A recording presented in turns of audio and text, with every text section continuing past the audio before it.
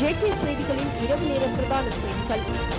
தற்போதைய அரசிடம் சவால்களை எதிர்கொள்வதற்கு தேவையான தூரநோக்கு உள்ளதா என்ற சந்தேகம் எழுந்துள்ளதாக ஐக்கிய மக்கள் சக்தியின் முன்னாள் நாடாளுமன்ற உறுப்பினர் விஜயபால ஹெட்டியாராச்சி தெரிவித்துள்ளார். கொழும்பில் நேற்று நடைபெற்ற ஊடகவியலாளர் சந்திப்பில் கலந்து கொண்டு கருத்து தெரிவித்த போதே அவர் இவ்வாறு குறிப்பிட்டிருந்தார். அங்கு அவர் மேலும் கூறியதாவது: அரசு ஆட்சிக்கு வந்து ஓராண்டுக்கு மேலாகிவிட்டது. ஆட்சிக்கு வருவதற்கு முன்னர் மக்களின் பிரச்சனைகளுக்கு குறுகிய காலத்திற்குள் தீர்வுகளை பெற்றுக் கொடுக்க முடியும் என்றும் இவர்கள் கூறினார்கள்.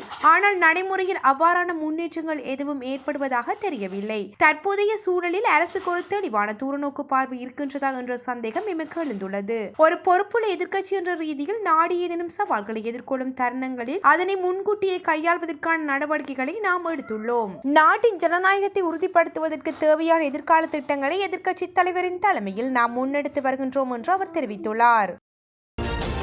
இலங்கை வரலாற்றில் இதுவரை கண்டறியப்பட்ட நிலத்தடி நீர் ஊற்றுகளில் மிகப்பெரிய நீர் ஊற்று ஒன்று மாத்தறை பிட்டபெத்ர பகுதியில் கண்டுபிடிக்கப்பட்டுள்ளதாக தேசிய நீர்வளங்கள் மற்றும் வடிகால் அமைப்பு சபை தெரிவித்துள்ளது. பிட்டபெத்ர போலீஸ் பிரிவுக்கு அருகில் தேசிய நீர்வளங்கள் சபையினால் முன்னெடுக்கப்பட்ட குழாய் கிணறு தோண்டும் பணியின் போதே இந்த பாரிய நீர் ஊற்று கண்டறியப்பட்டுள்ளது. இந்த நீரூற்றில் இருந்து ஒரு நிமிடத்துக்கு 10,000 லிட்டர் நீர் தொடர்ச்சியாக வெளியேறுவதாகவும் தெரிவிக்கப்பட்டுள்ளது. இதற்கு முன்னர் மன்னார்மடு பகுதியில் கண்டறியப்பட்ட நீர் ஊற்று மிகப்பெரியதாக காணப்பட்டுள்ளது.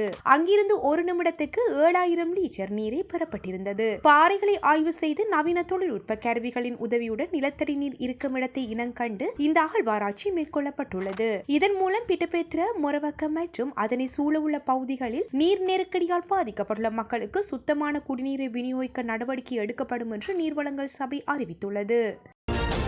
மத்திய கிழக்கில் நிலவி வரும் போர்ச்சூழல் காரணமாக இலங்கைக்கான சுற்றுலா பயணிகளின் வருகை சுமார் 30% வீழ்ச்சியடைந்துள்ளது. இந்த விடயத்தை சுற்றுலாத்துறை பிரதி அமைச்சர் ருவன் ரணசிங்க தெரிவித்துள்ளார். இந்த சூழலால் சுற்றுலா பயணிகள் நாட்டுக்கு அழைத்து வருகின்ற 768 விமானங்கள் ரத்து செய்யப்பட்டுள்ளதாக தெரிவிக்கப்பட்டுள்ளது. இந்த விளைவாக பயணிகளின் எண்ணிக்கையில் பாரிய வீழ்ச்சி ஏற்பட்டுள்ளதாக அவர் குறிப்பிட்டுள்ளார். இந்த நிலையில் சுற்றுலாத்துறையை மேலும் மேம்படுத்தும் முயற்சியின் ஒரு பகுதியாக மத்தள ராஜபக்ஷ சர்வதேச விமான நிலையத்தை அபிவிருத்தி செய்வதற்கான திட்டங்கள் வகுக்கப்பட்டுள்ளதாகவும் அவர் குறிப்பிட்டுள்ளார். இதற்கிடையில் இலங்கைக்கான மொத்த ஏற்றுமதியான சுமார் 8% மத்திய கிழக்கு பிராந்தியத்துக்கு செல்வதாக சபையின் தலைவர் மங்கள விஜயசிங்க தெரிவித்துள்ளார். மேலும் இந்த நெருக்கடி தொடருமானால் தற்போது ஈரானுக்கு அனுப்பப்படும் தேயிலை ஏற்றுமதியில் 35% மற்றொரு நாட்டுக்கு திசை திருப்புவது குறித்த பேச்சுவார்த்தைகள் நடைபெற்று வருவதாகவும் அவர் தெரிவித்துள்ளமை குறிப்பிடத்தக்கது.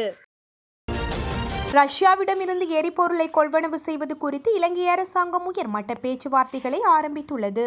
மத்திய கிழக்கில் நிலவி வரும் போர்ச்சூழல் காரணமாக உலகளாவிய எரிசக்தி விநியோக சங்கிலியில் ஏற்படக்கூடிய பாதிப்புகளை தவிர்க்கும் நோக்கில் இந்த நடவடிக்கை எடுக்கப்பட்டுள்ளது. இதன் அடிப்படையில் வெளிவிவகார, வெளிநாட்டு வேலைவாய்ப்பு மற்றும் சுற்றுலாத்துறை அமைச்சர் விஜித ஹேரத் இலங்கைக்கான ரஷ்ய தூதுவர் லெவன் எஸ் தஹ்ரானை சந்தித்துள்ளார். குறித்த சந்திப்பு நேற்று முன்னெடுக்கப்பட்டுள்ளது. ரஷ்ய எண்ணெயை கொள்வனவு செய்வதற்கு முன்னர் விதிக்கப்பட்டிருந்த தடைகள் தற்போது நீக்கப்பட்டுள்ள நிலையில் தடையற்ற எரிபொருள் விநியோகத்தை உறுதிப்படுத்த இலங்கை இந்த வாய்ப்பை பயன்படுத்திக் கொள்ள திட்டமிட்டுள்ளது.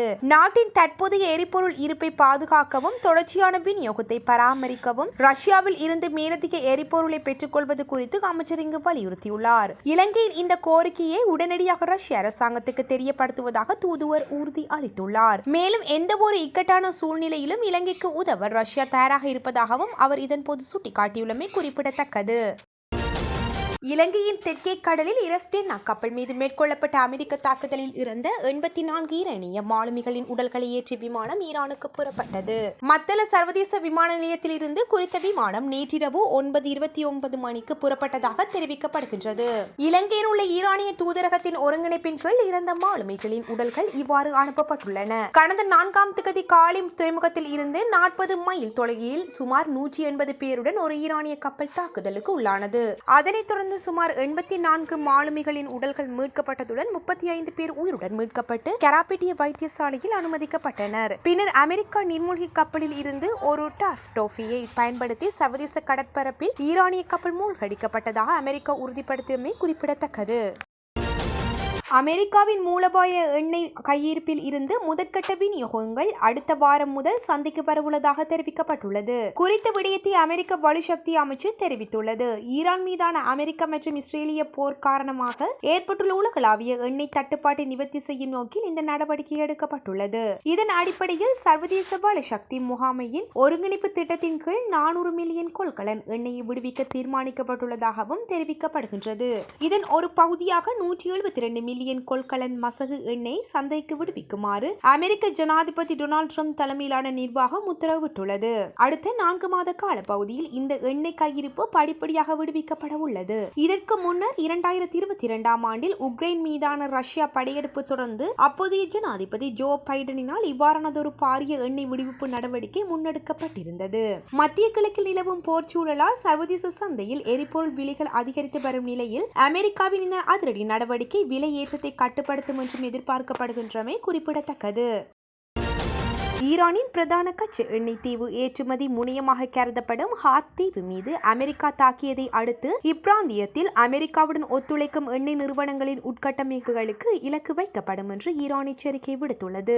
அமெரிக்க ஜனாதிபதி டொனால்ட் ட்ரம்ப் ஈரானின் முக்கிய எண்ணெய் முனையமான ஹார்த் தீவு மீதான தாக்குதல்களை உறுதிப்படுத்தியதை தொடர்ந்து ஈரானிய ராணுவம் இந்த எச்சரிக்கையை விடுத்துள்ளது. ஈரானின் எரிசக்தி நிலையங்கள் மற்றும் துறைமுகங்கள் மீது சிறிய அளவிலான தாக்குதல் நடத்தப்பட்டாலும் அமெரிக்கா மற்றும் அதன் நட்பு நாடுகளுக்கு நன்மை பயக்கும் பிராந்தியத்தில் உள்ள ஏனைய எண்ணெய் மற்றும் எரிவாயு நிலையங்கள் சாம்பல் மேடாக்கப்படும் என்று ஈரானின் அல்-அன்பிய தலைமையகம் விடுத்துள்ள அறிக்கையில் தெரிவிக்கப்பட்டுள்ளது. மத்திய கிழக்கு பிராந்தியத்தில் அமெரிக்காவுடன் இணைந்து செயற்படும் நாடுகளில் உள்ள எண்ணெய் சுத்திகரிப்பு நிலையங்கள் மற்றும் விநியோக கட்டமைப்புகள் இந்த தாக்குதலுக்கு அச்சுறுத்தல் ஆகியுள்ளன. சுமார் 5 மைல் நீளம் கொண்ட இந்த சிறிய தீவு ஈரான் கடற்கரையில் இருந்து சுமார் 15 கடல் மைல் தொலைவில் அமைந்துள்ளது. ஹார்த் தீவு அந்நாட்டின் பிரதான கச்சா எண்ணெய் ஏற்றுமதி முனையமாக கருதப்படுவது இது ஈரானிய பெட்ரோலிய உயிர்நாடி என்றும் அழைக்கப்படுகின்றது. ஈரான் தனது கச்சா எண்ணெய் ஏற்றுமதியில் 90% இந்த தீவின் மூலமே முன்னெடுக்கின்றது. அத்துடன் ஈரானிய மிகப்பெரிய எண்ணெய் கொள்வளரவான சீனா இந்த தீவில் இருந்தே எண்ணெய் பெற்றுக் கொள்கின்றது. எனவே ஹார்த் தீவு மீது நடத்தப்படும் எந்த ஒரு தாக்குதலும் ஈரானிய பொருளாதாரத்தில் பாரிய தாக்கத்தை ஏற்படுத்தும் என்று வெளிநாட்டு ஊடகங்கள் தெரிவிக்கின்றன. ஹார்த் தீவு மீதான தாக்குதல் குறித்து கருத்து தெரிவித்துள்ள அமெரிக்க ஜனாதிபதி டொனால்ட் ட்ரம்ப் அமெரிக்க படைகள் ஹார்த் தீவின் ராணுவ இலக்குகளை தாக்கினாலும் எண்ணெய் ஏற்றுமதி மையங்கள் மீது தாக்குதல் நடத்துவதை தவிர்த்துள்ளதாகவும் அவர் குறிப்பிட்டுள்ளார். எவ்வாறாயினும் ஹோர்முஸ் நீரிணை ஊடாக பயணிக்கும் எரிபொருள் கப்பல்கள் மீது ஈரானோ அல்லது வேறு தரப்பினரோ தாக்குதல் நடத்தினால் இந்த தீர்மானம் குறித்து மீண்டும் பரிசீலிக்கப்படும் என்றும் அவர் தெரிவித்துள்ளமை குறிப்பிடத்தக்கது. ஈராக்கின் பாக்தாத்தில் அமைந்துள்ள அமெரிக்க தூதரக வளாகத்தில் உள்ள ஹெலிகாப்டர் தளத்தின் மீது ஏவுகணை தாக்குதல் நடத்தப்பட்டுள்ளது. ஈராக் அரசாங்க நிறுவனங்கள் மற்றும் பல வெளிநாட்டு தூதரகங்கள் அமைந்துள்ள அதி உயர் பாதுகாப்பு வலயமான கிரீன்ஷோன் பகுதியில் இந்த தாக்குதல் இடம்பெற்றுள்ளது.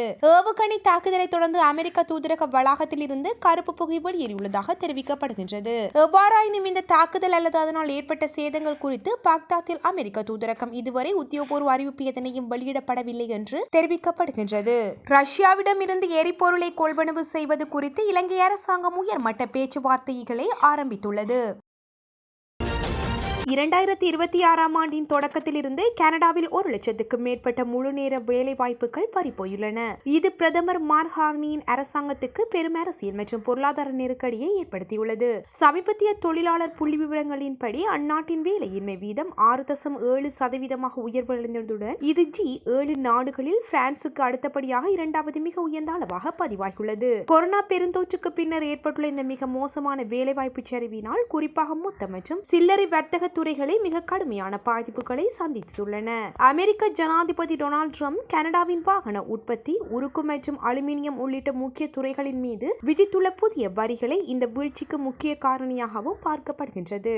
அத்துடன் அமெரிக்கா, கனடா, மெக்சிகோ இடையிலான வர்த்தக ஒப்பந்தம் இந்த ஆண்டு மறு ஆய்வுக்குள்ளாக உள்ள நிலையில் நிலவும் நிச்சயமற்ற தன்மை முதலீடுகளையும் முடக்கியுள்ளது. கனடாவின் மொத்த ஏற்றுமதியில் 67% அமெரிக்காவை சார்ந்துள்ளதால் ட்ரம்ப் நிர்வாகத்தின் வர்த்தக தடைகள் கனடிய பொருளாதாரம் மிக எளிதில் பாதிக்கக்கூடிய நிலைக்கு தள்ளியுள்ளதாகவும் தெரிவிக்கப்படுகின்றது. இந்த நிலையில் பிரதமர் கார்னியின் தவறான நிர்வாகமே இந்த நிலைமைக்கு காரணம் என்று எதிர்க்கட்சி தலைவர் பியர் பெலியேவ் குற்றம் சாட்டியுள்ளார். இது தொடர்பான பேச்சுவார்த்தைகளுக்காக அவர் விரைவில் அமெரிக்கா செல்ல இருப்பதாகவும் தெரிவிக்கப்பட்டுள்ளமை குறிப்பிடத்தக்கது.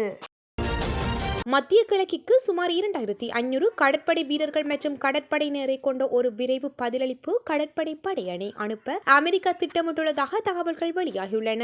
இந்த படையணி எங்கு தங்க வைக்கப்படும் அல்லது எதற்காக பணிக்காக பயன்படுத்தப்படும் என்பது இன்னும் தெளிவாக அறிவிக்கப்படவில்லை. இருப்பினும் இதுபோன்ற படையணிகள் பொதுவாக பெரிய அளவிலான மக்களை பாதுகாப்பாக வெளியேற்றும் நடவடிக்கைகள் மற்றும் கடலில் இருந்து கரைக்கு சென்று தாக்குதல் நடத்தும் நடவடிக்கைகள் போன்ற பணிகளில் ஈடுபடுத்தப்பட்டுள்ளது. மேலும் இந்த படையணியில் தரைவழி போர்த்திறன் கொண்ட பிரிவு, வான்படை ஆதரவு பிரிவு உள்ளிட்ட பல வகை போர்த்திறன் கொண்ட அணிகள் இடம்பெறும் என்றும் சில அணிகள் சிறப்பு ரகசிய நடவடிக்கைகளுக்கு பயிற்சி பெற்றிருப்பதாகவும் கூறப்படுகின்றது. இந்த நிலையில் அமெரிக்க ஜனாதிபதி டொனால்ட் ட்ரம்ப் தலைமையிலான நிர்வாகம் அந்த நாட்டில் தரைவழி படைகளை அனுப்பும் திட்டம் தற்போது இல்லை என்று கூறியிருந்தாலும் இதை முழுமையாக மறுக்கவில்லை என்றும் தகவல்கள் தெரிவிக்கின்றன. இந்த படையணி அனுப்பப்படுவது குறித்து முதலில் ஒரு முக்கிய அமெரிக்க நாளிதழ் செய்தி வெளியிட்டுள்ள சர்வதேச ஊடகங்கள் தெரிவிக்கப்படுகின்றது.